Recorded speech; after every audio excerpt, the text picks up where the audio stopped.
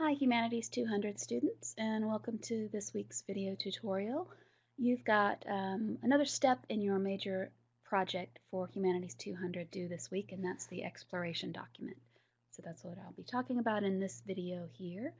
A lot of this we've covered already and should be pretty familiar to you as you had the rough draft version of this document due already. So just to give you again a reminder of the overview of the entire project.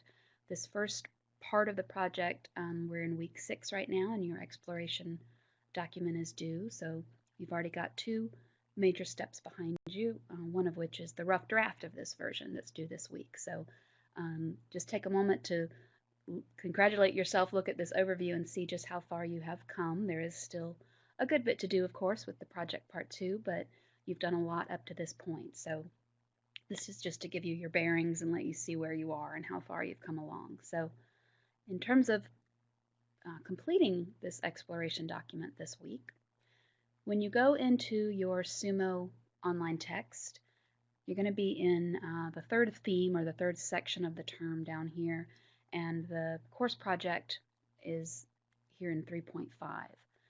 And what's great about your Sumo text is that it gives you a way of kind of walking through the steps of the project and actually letting you write it and develop it or build it there inside Sumo. So it's not just a matter of you reading the assignment's instructions and looking at the rubric and then you're on your own from there, but Sumo really does do a nice job of walking you through those steps. So once you get into this section here, you'll see, for example, here the first step is to describe your two works, something you've already done up to this point, but it's reminding you of what all needs to be included in there. So I do highly recommend going through the Sumo steps, and it allows you to develop your paper that way, and then you can download it and revise it and so forth. And one other important thing that these steps in Sumo do as you're walking through them is remind you repeatedly to check your work against the rubric so that you're not just going through the steps and writing and writing and writing and then realizing later or realizing too late that you haven't actually addressed all the issues that are in the rubric. So you want to kind of keep that in mind, balance the fact that you're writing this paper along with the understanding of how you're going to be graded on it and what kind of things your instructor is going to be looking for. So, big reminder, of course, to check your rubric. And again, you can find your rubric back in Blackboard by going into that Turn in Assignments Here section. And we're in theme 3 right now. This is where the exploration document is due. So when you click on theme 3, you will see this project part 1 exploration document assignment there and the rubric. That's where when you open it up, you'll see the actual breakdown and steps of the assignment. And the rubric itself looks like this. This isn't the whole thing, of course, because there's 10 sections in it, but it gives you an idea of what you're looking for.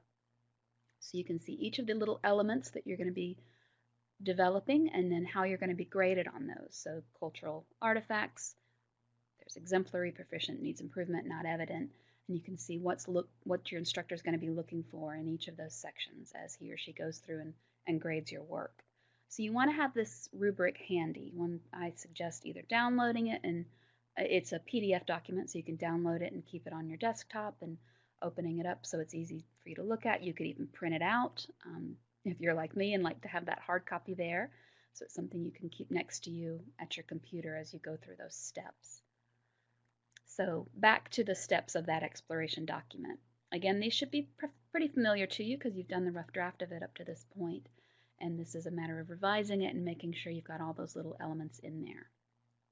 So that first step, of course, is describing your two artifacts. You want to pull up your rubric, make sure that what you've done in terms of your description follows the guidelines of what's there.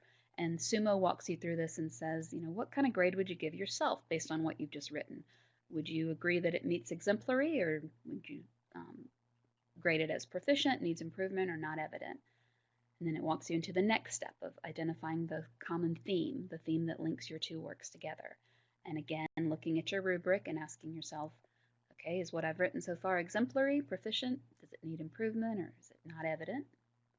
And then you'll go through the rest of the steps of the exploration document with this idea in mind of each time you develop each one of these steps, each time you write that portion of your paper, go back and review it in the rubric.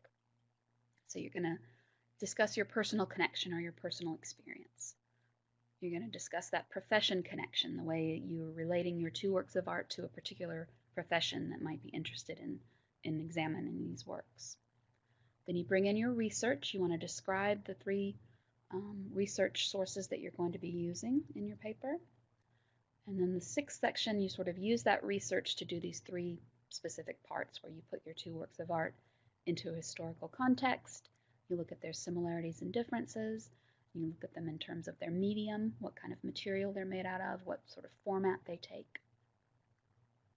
Then you develop your thesis statement, what that big takeaway message is in terms of looking at your two artifacts.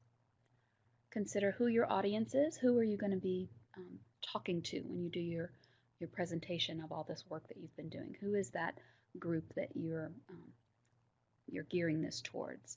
And then how would you tailor your message considering who that group is?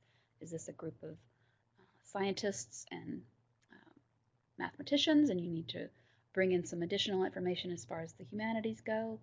How would you tailor that message? And then, of course, include your reference list at the end of your paper, where you've throughout your paper you've incorporated your research by using citations and using direct quotes and summaries and paraphrases. And then at the end you want to have that reference list in APA format so your reader can check those resources that you've used. Some reminders. I wanted to remind you of the resources that you have available to you as a student at SNU. Of course, the SNU Shapiro Library is not just a place to find research sources for the required research you have for this assignment, but they can also help you with evaluating resources, figuring out if they're scholarly and credible enough to use in your paper. They've also got some helpful resources in there as far as APA format. There's a SNU librarian on call at all times, so you can always go in and chat with someone there. Remember that you have your Exploring the Humanities learning community, and you've got classmates, peers, advisors, writing center staff in there that can answer questions as you go along. And sometimes when you go in there and read through the thread and through the feed, you'll see that other students in Humanities 200 might be asking the same kind of questions you have.